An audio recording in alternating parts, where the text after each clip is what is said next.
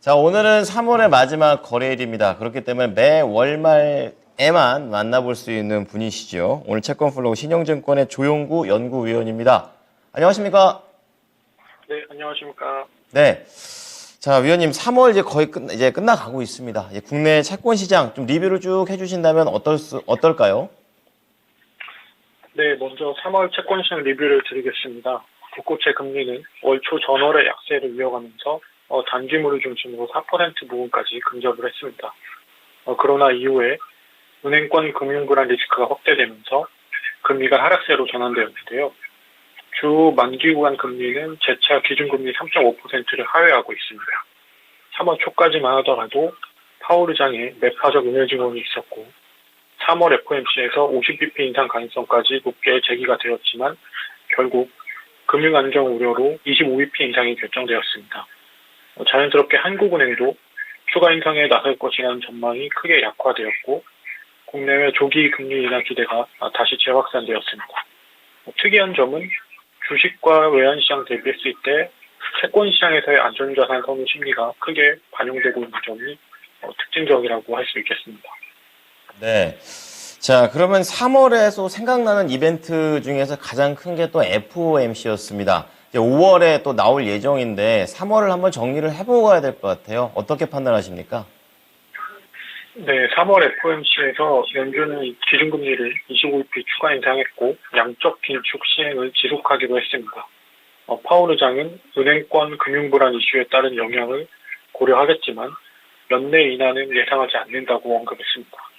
향후 포워드 가이던스를 보면 지속적인 금리 인상들이라는 표현이 약간의 추가적인 정책 긴축으로 변경되었고 추가 긴축 의지 또한 will be라는 표현에서 이제 may be라는 표현으로 약화되어서 나타났습니다. 점도표를 통해서 살펴본 위원들의 최종 금리 수준을 보면 그림에서 보시는 것처럼 5월에 25bp 추가 인상으로 긴축이 마무리될 가능성이 높아졌습니다. 네. 자, 그런 가운데 계속해서 만약 이 일이 없었다면은 금리 인상이 계속 됐겠죠. 바로 이 은행권 불안, 이게 리스크로 좀 부각이 됐었는데요. 이 부분에 대해서는 어떻게 보십니까?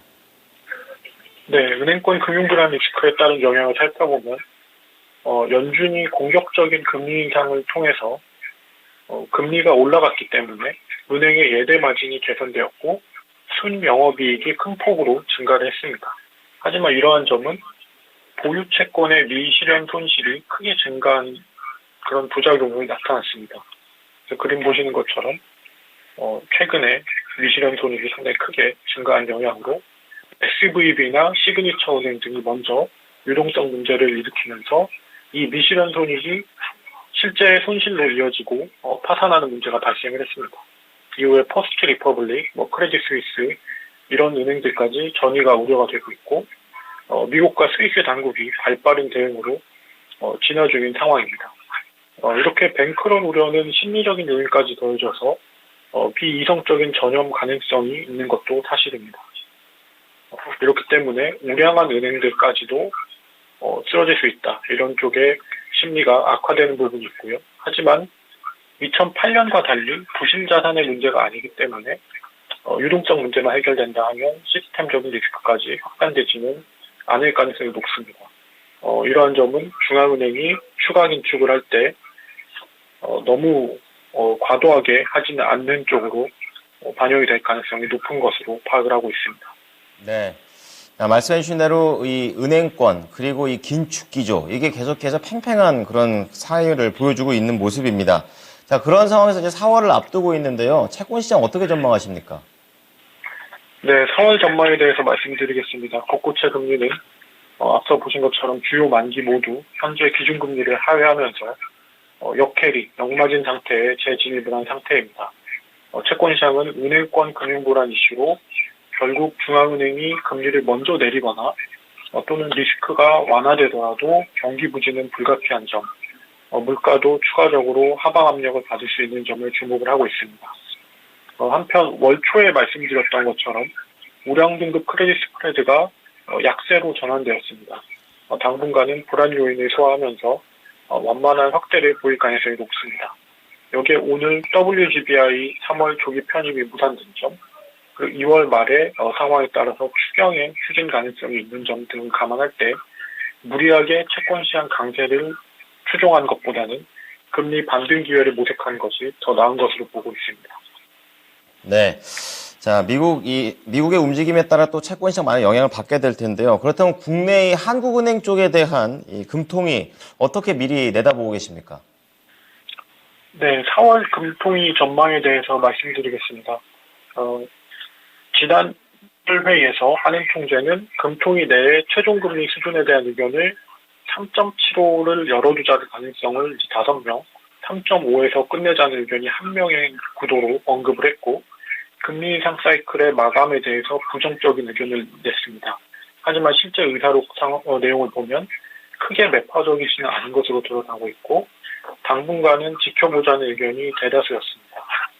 최근에 연준의 추가 긴축 우려가 낮아졌고, 글로벌 은행권 금융 불안이 경제 전망에 미치는 부정적 영향이 있을 것으로 보고 있기 때문에 그리고 명목 소비자 물가 상승률은 3월부터 빠르게 낮아질 가능성이 높습니다. 이런 점을 감안하면 사실상 한국은행의 긴축 사이클은 종료된 것으로 판단하고 있습니다. 자, 그럼 마지막으로 4월에 뭐 이런 이슈들도 있겠지만 여러 가지 뭐 이벤트라든지 경제 지표 어떤 것들이 예정돼 있습니까?